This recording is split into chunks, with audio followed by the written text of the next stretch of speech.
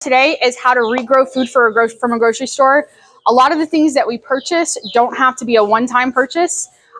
So pineapples, bok choy, celery, romaine, all of those things that we can use again, either for the leaves or create entire new plants. So the first thing I'm going to show you is celery. This is actually ready to plant because you can see it's turning brown on the top there, and this bottom will actually root. But you can see the new growth in there. So what I did was I cut off the bottom of a celery stalk and then just stuck it in water until I started seeing new growth. And then now once I go home, I'll just put this in a pot and a windowsill. I wouldn't do full sun or anything like that. This is the bok choy, and it's going to be pretty much the same process. You can already see some new growth in there. So bok choy and then romaine lettuce would be so these three would be roughly about the same process. I did try one of the romaine leaves the other day. I was kind of curious how they tasted. They'll grow. You can just come in and snip the leaves off. Mine was a little bitter. I don't know if it was the variety that I got from the store that I got it from, but you're welcome to kind of try it. I had it sitting in a windowsill and it started growing up. It was really pretty. Next, we have scallions and onions. These are really fun. You cut them, you want them submerged about halfway in water, and they will keep just regrowing new shoots. And you guys are welcome to take any of these things and experiment with them when you get home. You can plant them in soil. You can keep them in some water. For the bulb onions, you want to make sure that those are dehydrated out first before you plant them in. But the scallions will be great just like this. So you can see the roots are kind of sticking out. So that's the scallions. The pineapple. So I just learned how to do this. So with the pineapple, you can see here that it's already got a pre-existing little root system.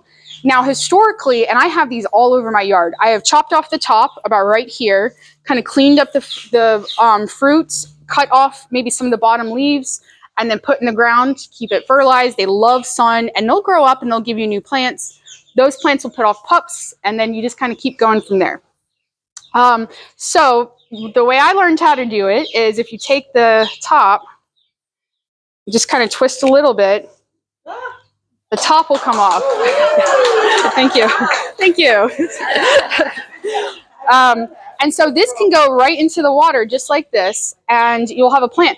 I do put them in the ground. You might want to just kind of let it relax a little bit after you do that before you put it right into that direct sun. I think it probably wouldn't do as well, but let me know what your experiences are. I'm always down to learn new ways of doing these things, especially pineapples. I love pineapples. Okay, so next we have the beets and the turnips. So turnip greens are actually pretty good. This is going to be kind of the same setup as this. You just want to trim the top off. I don't know if you guys work with beets at all, but you can actually dehydrate these, and you see how it's turning everything red. So if you wanted to do like a red bread or something, you can incorporate beet powder into it, and that way you don't have to use the dyes. But it's going to grow kind of just like this. You're going to place it in a container, give it some sunlight, and you'll start noticing new growth. You can kind of see some in there already. And then it'll be the same process for turnips. I couldn't find any in the store, so perhaps that's a good thing to grow at home. Herbs. Okay, I have not actually done this before, but I want to start by saying do not put mint in the ground. It will spread, it will go everywhere. So if you do start mint or sage at home, you can get it started. Make sure it has some new growth on it before you try to repot it. You want to make sure that it's kind of established. I just cut these, or I just got these out of the package today. All I did was remove the bottom leaves, stick it in water, and then you want to keep it in a sunlit window or on a back porch that maybe gets some indirect sun. And just wait till you start seeing new growth before you put it in the ground. Yeah. Sorry. And then ginger and turmeric. I have not grown ginger before. But the gist is you want to get about an inch, inch and a half pieces, and you want to make sure that they have these eyes on them. So you're going to want to plant them about 15 inches apart and a couple inches deep in soil. and they'll grow. So buy ginger, replant some, and you'll keep getting more ginger. Cuts down on your need for a grocery store for sure. And then garlic. I don't know if you guys have eaten garlic greens, but they are my absolute favorite. I will plant the garlic and just go out there, snip the greens, dehydrate them, make them a powder out of them, snack on them. I absolutely love these. So you can see that this already has some roots growing. This could go right into the ground and be totally okay. And actually, I have the romaine here on this one that actually has a root as well growing. So you can see that root system that's starting to pop out. So you know it's still alive. It will grow.